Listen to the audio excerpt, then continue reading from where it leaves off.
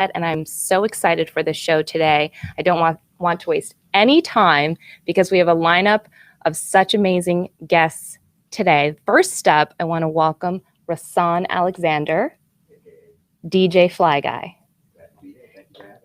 It's actually like an extreme honor. We have to say shout out to Yvette Harris for plugging that and making this situation happen. I was reading through your bio today and was getting chills just kind of going through all of the things that you have accomplished in your life and all of the work that you've done. I have so many questions for you. Do you want to give the bio is so, it's like a story in itself. Do you want to just give some high-level snippets to people who may not already be familiar with your work? Briefly, I'm a Guyanese DJ born in Georgetown, Guyana, representing Guyana, Brooklyn, and Miami. Snippets to people who may not know all three places.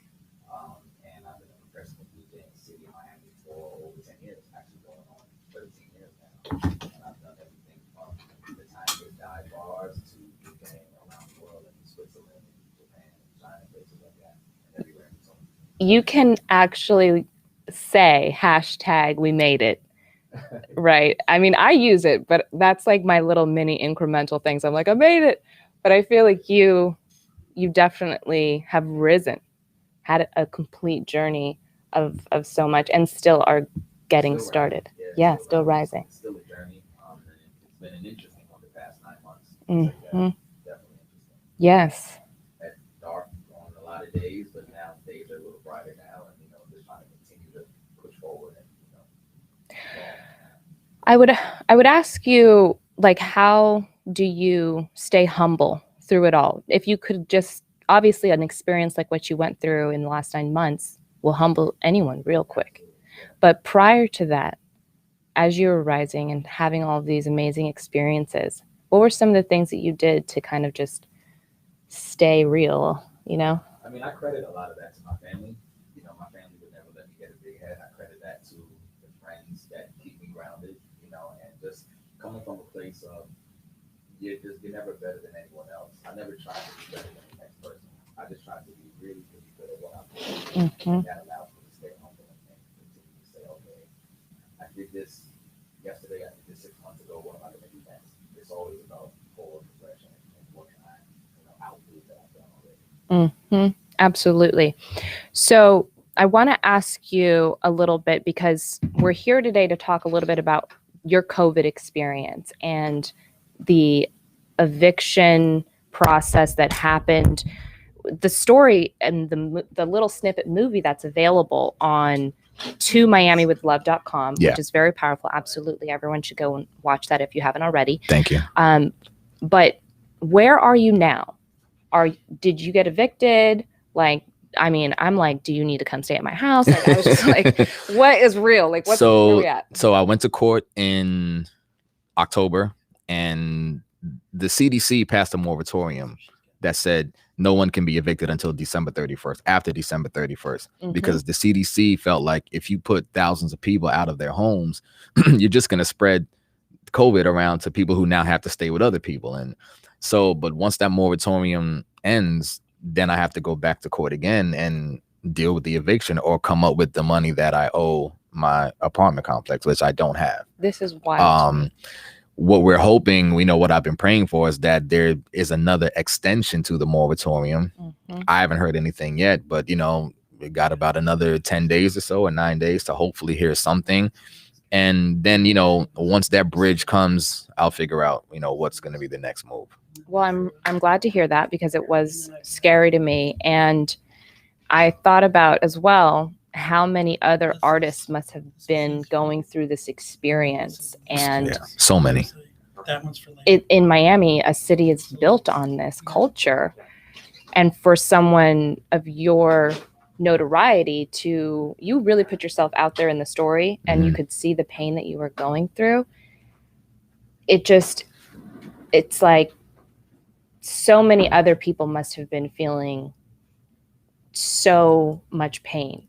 And that's why I really did it. The story, it isn't about me per se, but it's about me saying, okay, if there are other people who might not have the courage or the willingness to voice or show or display their turbulent times that they're going through, I'll be the voice for you. I'll be the scapegoat, if you will. I'll be the one that is going to speak for you because I know you're going through it, because I've spoken to you. Yeah. A lot of my friends in the nightlife industry, hospitality industry, we're all experiencing these things. And I'm fine with being the representative, I guess, if you will, of us to say that not only are we going through these things, but let me be an example of how you're able to pivot and come out of it, you know, if you stand firm in your faith and your abilities and, you know, figure out a way to push forward. It's very brave of you, especially because the industry that you're in is so much about I'm on top of the world, I'm bling, etc. I have another question for you. Have you been back to Guyana since you left? I go to Guyana every year, at least for a minimum of 2 weeks. Yeah. You know, when I left Guyana when I was 5, and then I didn't go back till I was 27. But then once I went back at 27, I started going every year to kind of reconnect my energy and my spirit to my homeland. So, and then that's been a great experience because I've gotten to DJ in Guyana. I've spoken to the youth in Guyana, kids who want to come to America and be DJs and be entertainers. So it's been, not only is it a rejuvenating, you know, experience for my spirit, but it's also good community work that I'm doing out there. Yeah.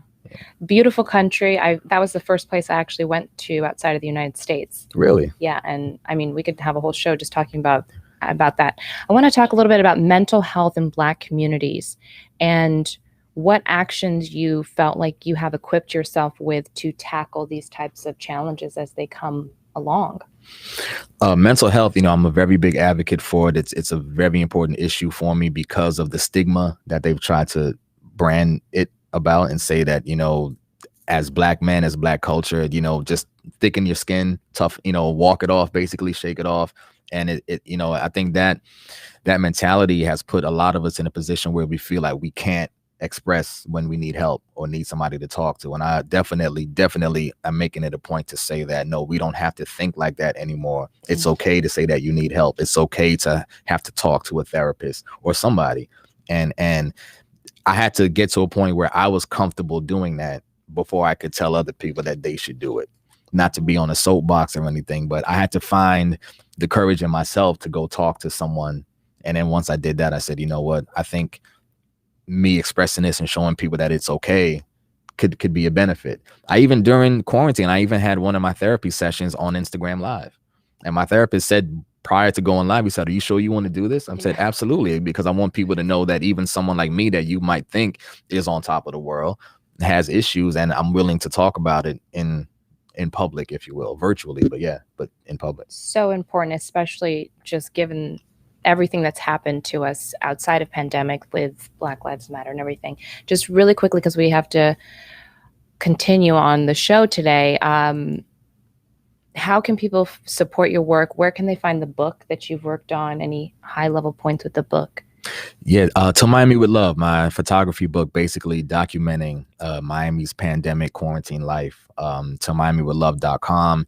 It's a 256 page coffee table book, 11 by 14. It's big. Yeah, it looks very substantial. Yeah, and this is just coming off of my very first photography exhibit of the same name, To Miami with Love, that I had at the Conrad Hotel in Brickell, where I took 10 images from the book and gave that as the preview to what the book is. And I've already sold out of the first 2 editions of it, the first 2 rounds of copies, which is a major blessing to public, my followers, my fans, my friends. They've been so supportive of me, and I'm so grateful. But definitely, if people want to get the book, To MiamiWithLove.com. They can pre-order the next. They can pre-order the next round. Yeah. Well, let's have you back again when that next round comes out. Absolutely, which will be February, by the way. Okay, perfect. Yeah, love Put month. you on the schedule. Yeah. Thank you so much. I really appreciate it.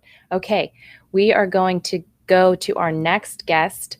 We didn't really explain it to you. Sorry, we're going to switch out. Ryan's going to come in now. Thank you so much.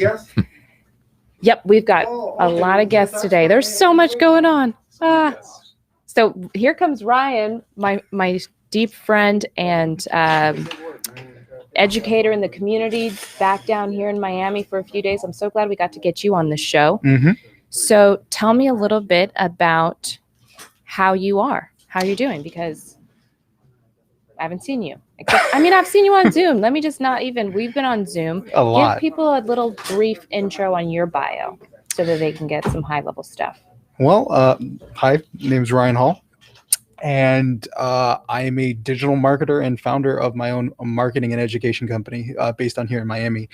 And I've done a lot of stuff in the startup ecosystem and education space here in Miami. I used to work as the program manager of Code Fever, which is now the Center for Black Innovation, because they do so many things. It's expanded. Yeah, it's expanded. So worked with them on Black Tech Week, Code Fever, doing a lot of education courses and stuff like that. And my company, once I left there, my company Black Valley Digital, I decided to take the stuff that I'd learned with with marketing for larger companies and for startups, and start sharing that with minority small businesses. And over time that ended up like morphing and including a lot of education, because that's always been like a big thing that I do.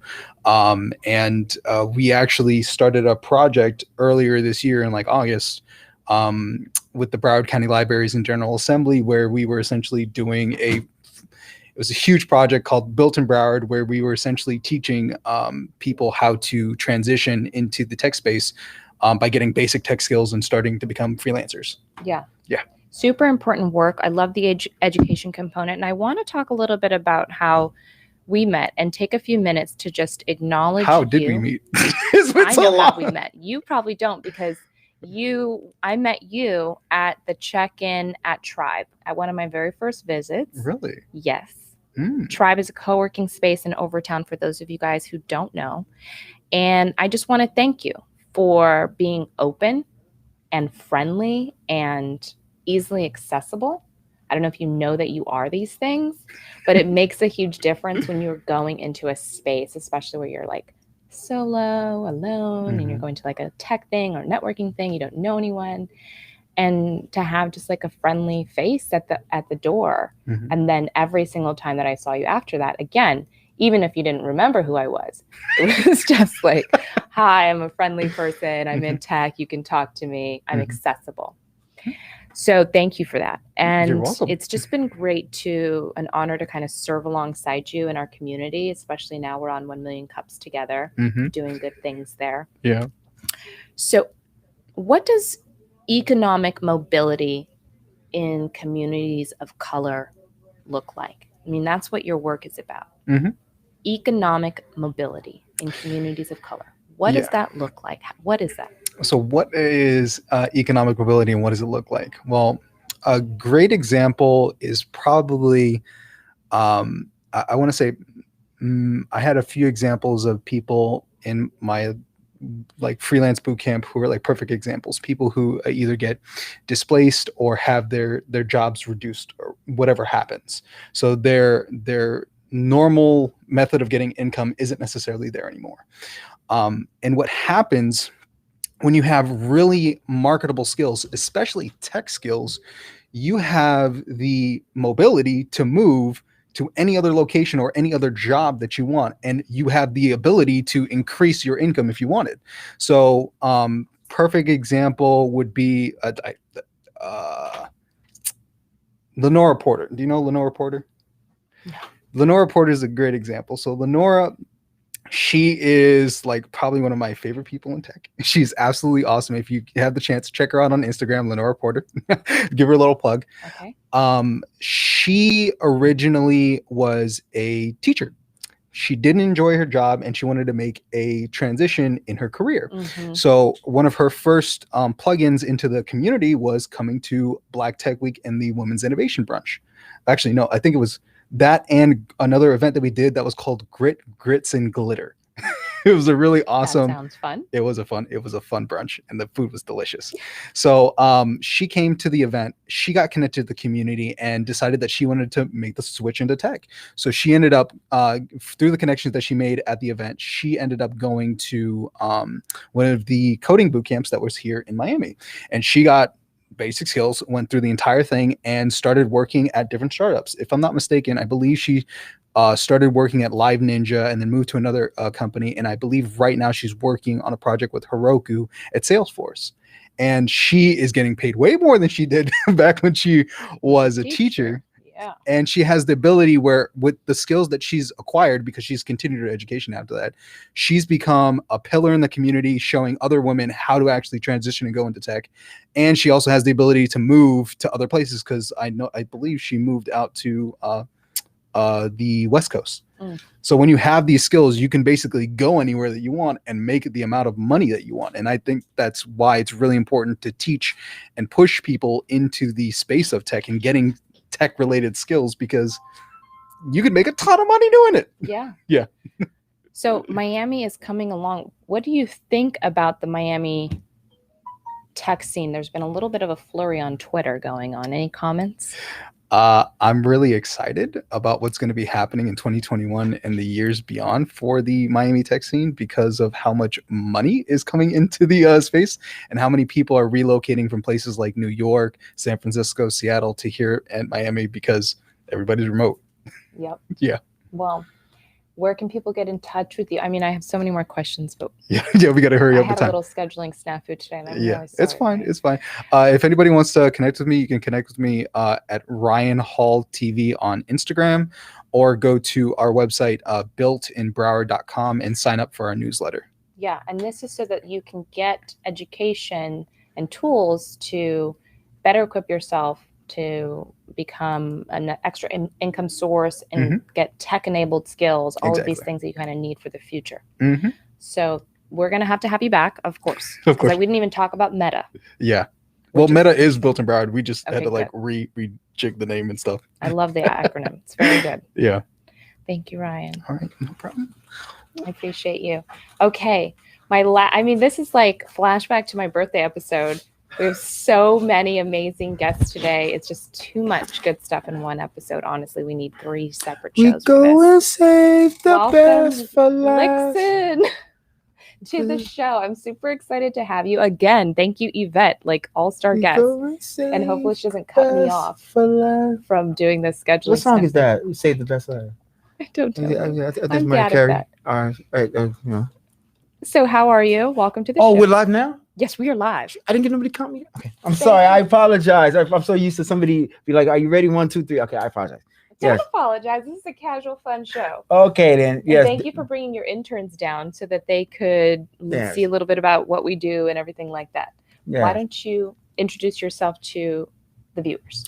Yes, hello everyone. I'm Lixon Nelson, president of Alliance Community and Employment Services. We're a disability nonprofit program in the South Florida area that assists individuals with employment services, vocational training, self-advocacy, post-secondary education. We're about to start getting into mental health, disability benefits, and so much more. And as you mentioned, my other company, I'm Unique. I'm Unique is a social networking platform for individuals with medical conditions and disability, a hub.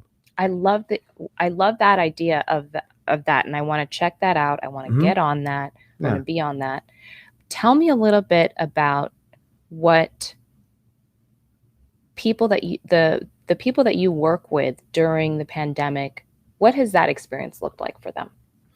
It's been the opposite way around you would think.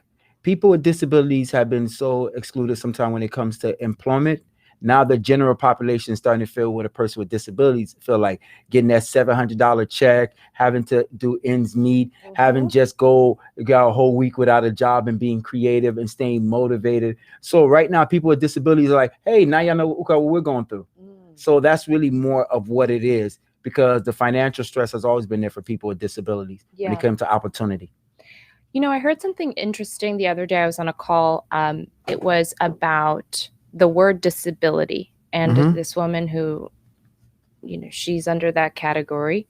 And she said one of the things that she's trying to do is change the language to not be called disabled, but to be called differently abled.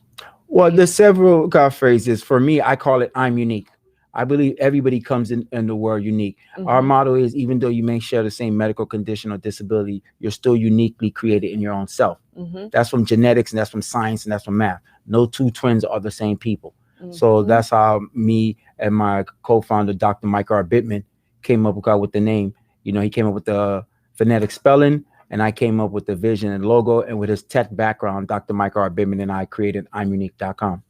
And so people can sign up for this service, I'm Unique, and tell me, what do they get from that? Well, we'll go, when they get on there, they meet others with the same disability. We're trying to get organizations within the geographical areas to be able to log in their resources. Small nonprofit organizations that are trying to get their services out there. Small providers that are trying to increase their business, trying to get it out there. To give the small mom and pop people that have homes, group homes, that have medical facilities, that are therapists, there are doctors, advocates, a platform to be able to advocate more. So if you look at the logo is an open heart, but that heart is actually, if you look inside, it's a person in a community full of love.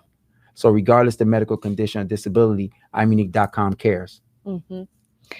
Let's talk a little bit about what that loving community that you're building can do in terms of the workplace and welcoming differently abled or unique individuals into the workplace, structuring the workplace in things that we may not be thinking of. Okay, so she pulled it out of me. It's a platform that we're going to add a job bank on I'mUnique.com, where employers that care about people with disabilities can go in there, upload their jobs. So people with disabilities can go in there and find jobs where the employers post themselves that they care. There's several state programs that have job banks, is partnering up with those different job banks. Like you said, collaborate. Yes. Why just be all over the place where we can just be one? So that's a great idea. That's you manifesting what I'mUnique is going to be. And dealing with jobs, people think you have the physical disability. You also have the unseen, like myself with dyslexia. Then you have those with emotional disabilities. So it's trying to get all of that wrapped into show an employer. With ACEs, we go in there and train employers on disability sensitive. We teach employers how to fire properly, how not to be afraid. People think when you got disability scared. No, you got to be, the EEOC said equal employment opportunity. Yeah. That goes for everybody. And the American Disability, I just want the person to be given a fair opportunity. So it's just that ACEs and along with other political individuals are trying to increase, some more employment. The federal rate right now is 7% of a workforce of any contracted government provider. So ACEs and myself would like to increase it to 10%. We would like to copy what we do in San Francisco and make Florida a disability community, where up in Miramar, we can get a lot of employers with disabilities to come out and start hiring more people with disabilities. So I messed up, so I owe you. No, you're doing good.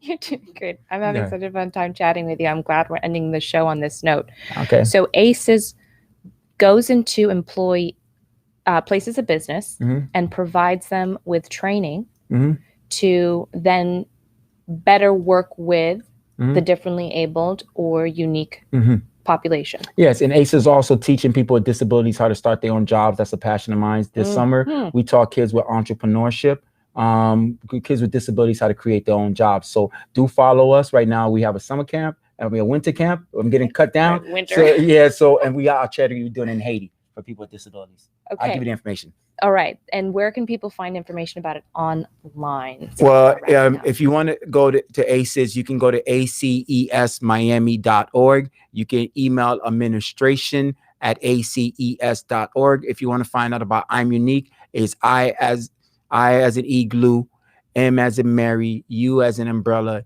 N as in Nancy, E as in Eric, E as in edit, K as in kite. So it's I'mUnique.com. Beautiful. Thank you guys so much for watching the show today. Thank you to Miami Community News for sponsoring this program. Happy holidays to all of you. Please enjoy yourself. Be safe, happy, healthy, and well. Ashe.